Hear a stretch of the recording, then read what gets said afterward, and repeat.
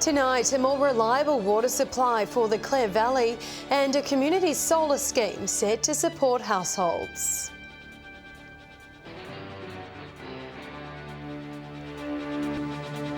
With the latest from around the region, your nightly news with Louise Hedger begins now. Good evening.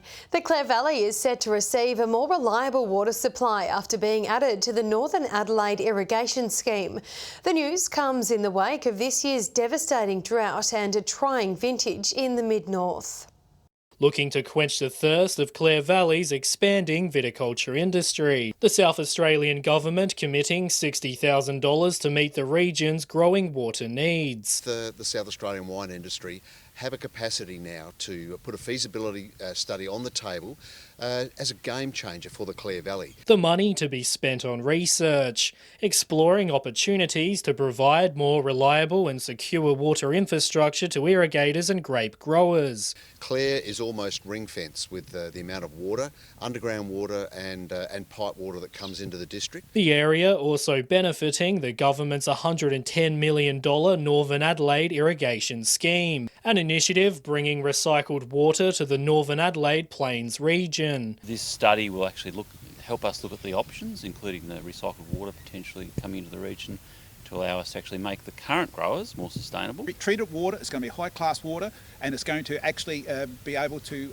assist the growers here to be able to have more security. Local growers say they're pleased to see investment in water security in wake of the recent drought, with many experiencing a 50% drop in grape yields during this year's vintage. Really, a vineyard can't stand a loss like that very often, and it is quite high risk for us. Dominic Beaton, 7 Spencer Golf News. Temperatures around the Eyre Peninsula have plummeted this week, with several towns dropping below 0 degrees. Community groups are urgently renewing calls for warm clothing and blanket donations to support their work with the vulnerable. Those sleeping rough are having to bear the brunt of this frosty weather. Support groups struggling to keep up with demand with a lack of community donations. At the moment they're down. We've had a few of our regulars come in and donate things like heavy jackets and what have you, but at the moment blankets are really a big must. Or a need, I should say. The state government issuing Code Blue this week for the second time this year. Code Blue is a government response or program that has been set up when we get extreme weather conditions.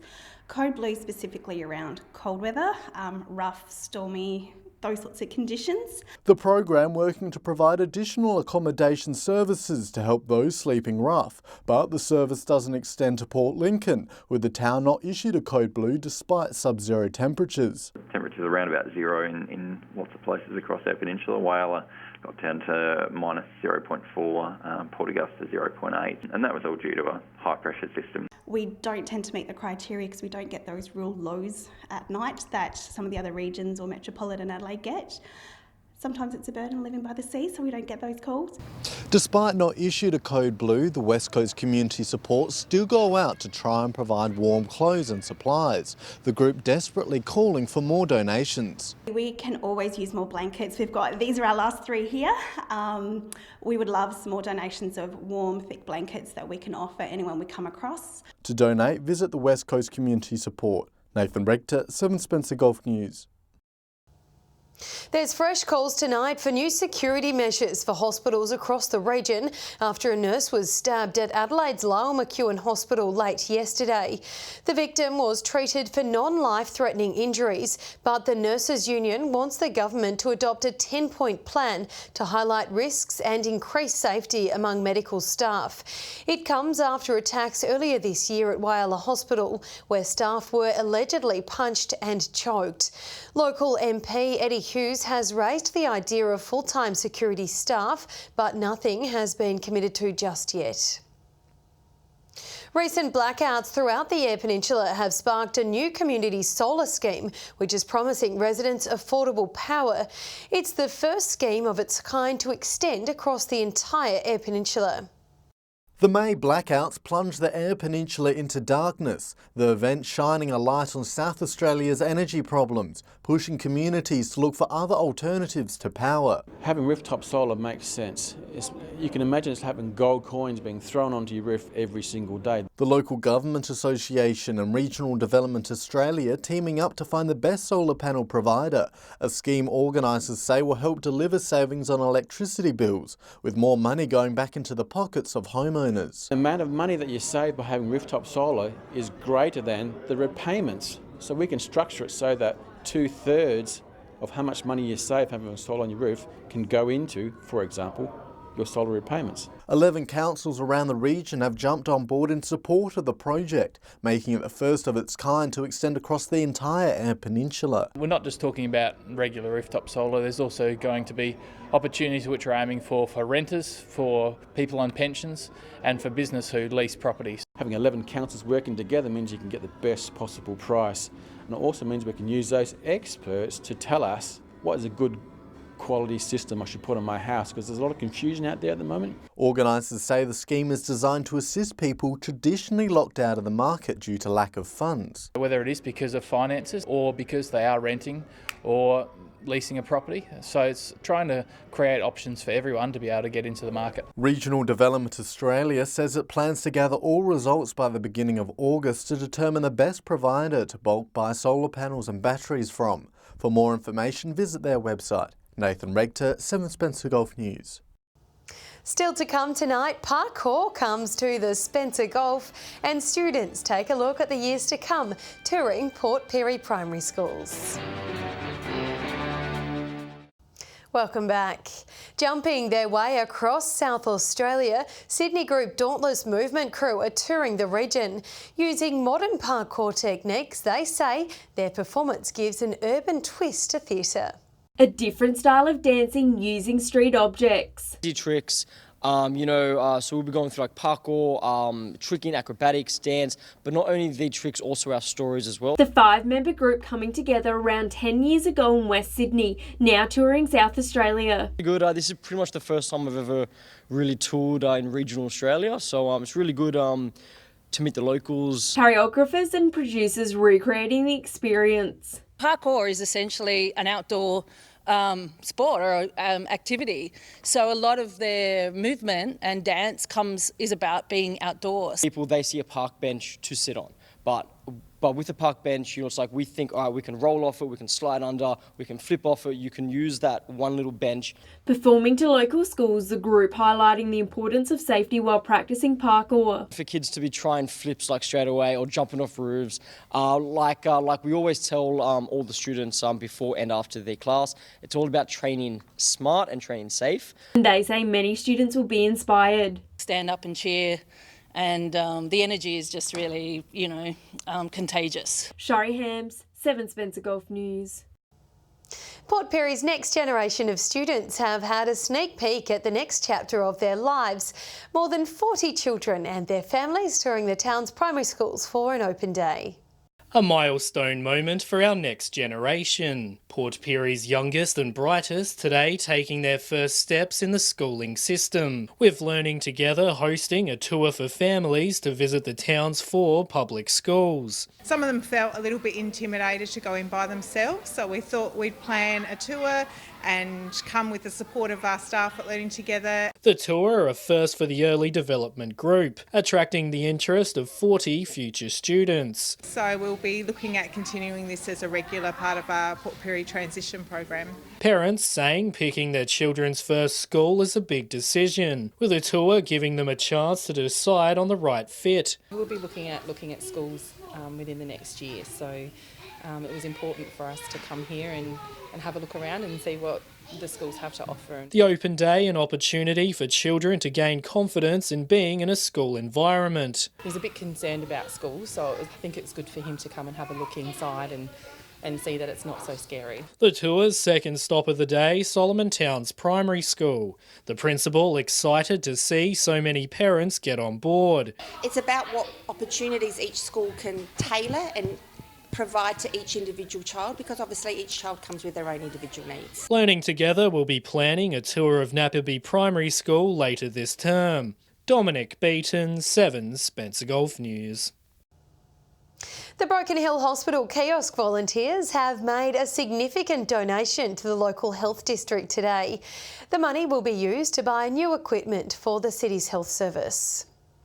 A small cheque, but a big figure. All the people that work at the hospital kiosk are really proud to be able to give that money to the hospital. Today's $141,000 donation from the Kiosk volunteer team now brings the total to $1.7 million over 10 years. The money is used to buy equipment off the Broken Hill Health Services wish list. As equipment sort of wears out, or as technology changes or practice changes, or we need to make something safer, equipment is identified and it's placed onto the list. The list is then provided to the hospital kiosk, who decide what they can support and help purchase. This year's donation pays for a number of different items, including a $12,000 electrosurgical generator. We're getting some monitors, some high-low beds, and there's another machine that I can't pronounce, a ligature machine, I think it is. Miss Summit says the incredible team of volunteers in the kiosk do amazing work. Payday to them is being able to raise money for the hospital. She encourages anyone interested in joining in to get in contact. You can give whatever time you want. If you want to come for 2 hours, you can come for 2 hours. You can come all day, you can come all day. It's up to the volunteer. The kiosk will also see an upgrade in the coming weeks. Customers will soon be able to use PayWave when making a purchase. We just take it day by day and year by year and give what we can. Patrick Ryanke, 7 Spencer Golf News. Stay with us after the break tonight. A 1-year anniversary celebrated for Parkrun in Port Augusta, and Pat will have this week's sport. Hello again. Exercise enthusiasts in Port Augusta pulled on their running shoes for a special 1-year anniversary of the weekly Parkrun event. Since it began, up to 50 regulars have become involved, alongside others travelling to the area just for it. For many of these athletes, this has been a weekly ritual, a 5-kilometre journey around Port Augusta. But this week had a festive flavour as Parkrun turned 1. It feels amazing. I think we didn't envisage that it would get this big when we first started Parkrun a year ago. The weekly bill of exercise booming to almost 50 people per week, and it's open to people, poochers and even prams. 5 kilometres with a pram, you're doing well? I walked and mostly walked. Over 2,000 runners from across South Australia and the rest of the country travelling to Port Augusta in the last year just to run the course. There's some people from Canberra here today, but we've got visitors every week that are passing through. Those involved say the inclusive environment is keeping them eager to turn up each week. Well done, mate. Good stuff. Yay! Certainly an incentive for those who are just starting out to want to push and you know, break that chain of getting into fitness. As Parkrun celebrates its birthday, organisers say seeing more runners at the start line would be the perfect present. It's just a really good social, friendly thing. It's non-competitive, so you don't have to be the best runner, just come out and give it a go. Garth Burley, 7 Spencer Golf News. To more local sport now, and there was plenty of netball action across the Spencer Golf over the weekend. Here's Patrick Reinke with this week's Sports Wrap. There were some absolutely cracking games of netball on Saturday. Some matches went right down to the wire. A couple didn't even have a winner. Starting in Whyalla, and Warriors flexed their muscle with a 24-goal win over Ravens. YCW downed Rupina comfortably, and Kiwi did the same against True Blue. The fixtures were a little bit closer in Port Lincoln. Waybacks broke away late to beat St Mary's. South United couldn't do enough to chase down Imperials, and Wanilla held a 5-goal lead over Boston's. In Port Augusta, Vikings got up by 2 over the Magpies, and St Joseph's bested Railways. In Port Pirie, it was wins to Solomon Town and Blue Wren. Ash Halden was named A-grade Player of the Week. To the northern areas, and nothing could split Orroroo and Jamestown Peterborough. The score at full time, 47 apiece. Broughton Mundura are still top of the table with a win over Crystal Brook, and Southern Flinders beat BMW. In the Great Flinders, remarkably, there was another 47-goal draw, United Ulana and Ramblers splitting the points. The second game saw Cummins Kapini make it 7 wins in a row with a tight win over Tumby Bay. Finishing off in the York Peninsula, it was wins to Cougars, Kadina and Moonta. Switching to soccer now, and a double to Hiroyaki Mori saw Seacole Masters narrowly beat Lincoln Knights 4-3. South Coast had no problems against Lincoln City Raiders. In Broken Hill, Celtic got the better of Alma and St Joe's thumped West 5-0. In Whyalla, Westlands and Lions got wins. Savoy had a good day in the SA Amateurs, downing Seaford 5-1. Finishing off with some squash in Broken Hill, Captain America had a win and so did Thor. And lastly, in Port Pirie, Indians won the grand final against the Pigs thanks to all who sent in their results. So that does it for another big week of local sport. Now time to take a look at what's happening in the weather. Here's Britt. Thanks, Louise, and good evening. We saw slightly warmer conditions today with maximum sitting a couple of degrees above average. Port Augusta reached 18 degrees. It was 17 at Whyalla, Broken Hill and Port Pirie and 16 at Port Lincoln and Adelaide. Looking to the skies now with a high pressure system centred over eastern Victoria, sending a ridge over our region, and it will continue to do so over the coming days. The trough of low pressure over the Bight weakened today, but there's another low pressure trough on the way, reaching western districts on Friday, then central and eastern parts of the region over the weekend. On the waters tomorrow, northeasterly winds at 15 to 20 knots with seas up to 2 metres. The sun will rise at 7:20 in the morning with sunset just before 5:20 in the evening. And we can expect sunny conditions across all centres tomorrow with slightly warmer overnight temperatures as well. Still some morning frost about though, particularly in the mid-north and Flinders Ranges. Port Augusta with a top of 20 degrees, Whyalla, Woodner and Port Pirie 19, Coffin Bay, Corn, Broken Hill, Cleve and Adelaide all 18, Port Lincoln and Kadina 17 and Clare with a top of 16 degrees. Moving ahead now to the 4-day forecast, Thursday becoming cloudy at Port Lincoln, Friday cloudy with an 80% chance of showers in the afternoon and evening, and Saturday an even higher chance of showers most likely in the morning. Cleve looking sunny on Thursday with winds increasing to 40 kilometres an hour during the day. Friday a late shower or two with showers easing on Saturday. To Whyalla now where it's looking sunny again on Thursday, a mostly sunny morning expected on Friday with a slight chance of a shower in the evening, and a shower or two on Saturday. Port Augusta with a mostly sunny Thursday and Friday ahead of possible showers on the weekend. And Kadina looking sunny on Thursday, Friday partly cloudy with a possible late shower and showers easing on Saturday. Port Pirie sunny on Thursday, Friday a mostly sunny morning with a slight chance of showers in the evening. And if they don't come Friday, those showers will make their way through on Saturday. Much the same at Clare, sunny Thursday, showers late Friday and into Saturday. And finally to Broken Hill, where we can expect another sunny day on Thursday, Friday and Saturday both looking partly cloudy. And Louise, that's it from me. I'll be back later this evening with an update, but until then, it's back to you.